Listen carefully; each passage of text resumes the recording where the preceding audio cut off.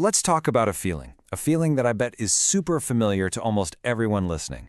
It's that sense that you are just constantly overwhelmed, like you're drowning in a to-do list and there is absolutely no time left. This is time anxiety, and we're going to dig into it using the fantastic insights from Chris Guillebeau's book to figure out how to break this feeling down and, reclaim our lives from it. I mean, really, does this sound like your life? You wake up and bam, the clock is already your enemy. You're rushing through your morning, you're bouncing from one meeting to the next, and by the time the day is over, you just collapse, and you feel like you got nothing done, and you're already behind on tomorrow. It's just this relentless, totally draining cycle, isn't it?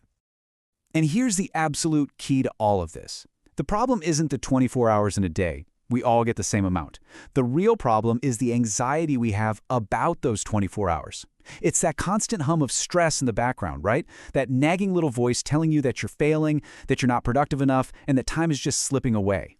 Like it says right here, it's a feeling, not a fact. Now, think back for a second. Remember being a kid, summer vacation felt like it was going to last forever. A whole year. That was an eternity. But now, as an adult, poof, years just vanish. What's going on? Well, the book explains that it's because our adult lives are so fragmented. As kids, we had these long, focused blocks of time. You'd play, you'd learn, you'd do one thing at a time. But as adults, our day is chopped up into 100 tiny competing tasks, and it makes time feel like it's on fast forward. So this anxiety, it's not just some passive feeling that sits in the background. Oh no, it actively changes how we behave, and usually not for the better. It creates what the author calls a thought trap, which leads us into these patterns that, ironically, end up wasting more time and causing even more stress. Let's look at a really powerful example of what I mean. Wow, and this just perfectly illustrates the real-world cost, doesn't it? The author himself shares this super painful story. He was so overwhelmed by everything he felt he had to do that he started putting off little things, like just calling a friend back. And that avoidance, which was born from his time anxiety, slowly just wore away at a really important friendship, until it was gone.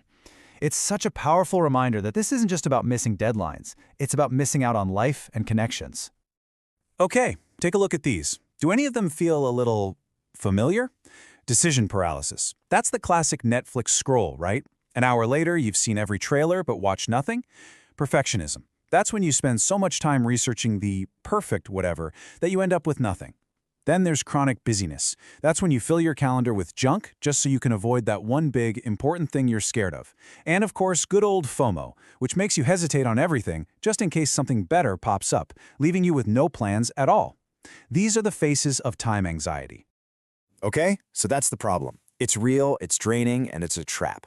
But here's the good news. We can absolutely fight back. And the first step isn't about some fancy new productivity app. Nope, it's about creating intentional boundaries to protect your mind and, of course, your time. So here's your first mission, and it's super simple. I want you to block out 30 minutes in your calendar. Seriously, schedule it. Call it a time-free zone. During these 30 minutes, you are forbidden from being productive. Go read a comic book, listen to an album from start to finish, just stare out the window. The most important part is that it has to be completely, 100% guilt-free. Afterwards, just take 1 minute to notice how you feel. This small act starts to retrain your brain to understand that not every single minute has to be optimized. Okay, next up, we're going to attack that decision paralysis head-on. Honestly, one of the biggest drains on our time and our mental energy is just the sheer number of choices we have to make all day long. The solution? It's to decide before you even have to decide. I love this. The source material borrows this brilliant concept from the military.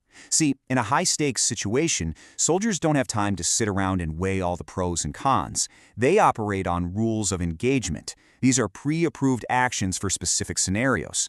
We can totally do the same thing in our lives. By creating our own personal rules, we just eliminate the need for that constant, exhausting decision-making. So what could your rules be? Well, they can be really simple. A rule to turn off notifications kills interruptions right at the source. The famous 2-minute rule, if it takes less than 2 minutes, just do it now. It wipes out those little nagging tasks before they can pile up. Or you could anchor a routine. Mondays are for the gym, period. No debate. It's already decided. You just go. This isn't about being rigid, you see. It's about being free. And this might be one of the most liberating rules of all. You have permission to quit. Seriously, you start a book and it's boring after 50 pages? Put it down. You pay for a movie and it's awful 20 minutes in, walk out. You are not obligated to see every single thing through to the bitter end. Reclaiming your time means reclaiming your right to say, you know what, this isn't worth it anymore. All right, the final piece of this puzzle is a big one. It's about moving away from fighting the clock and starting to work with your own natural energy.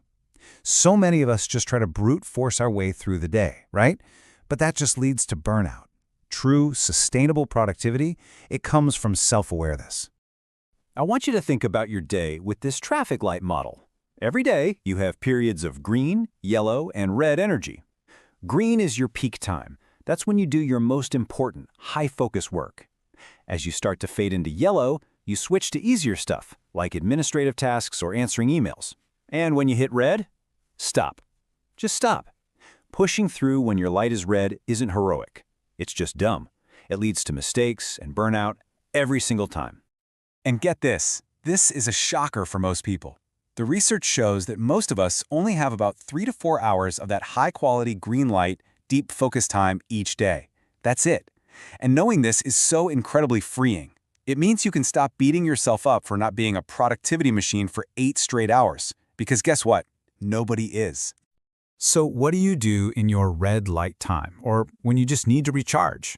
The book suggests rediscovering what it calls grandmother's hobbies. These are slow, manual activities that use your hands, not just your thumbs scrolling on a phone. Things like gardening, knitting, baking, they're meditative. They quiet that anxious part of your brain, and they create a sense of flow, where time feels abundant and rich, not scarce and stressful. So, when you boil it all down, tackling time anxiety isn't about finding more hours in the day. It's about changing your perspective, creating boundaries, making choices before you have to, and learning to work with yourself, not against yourself. It's about taking back control.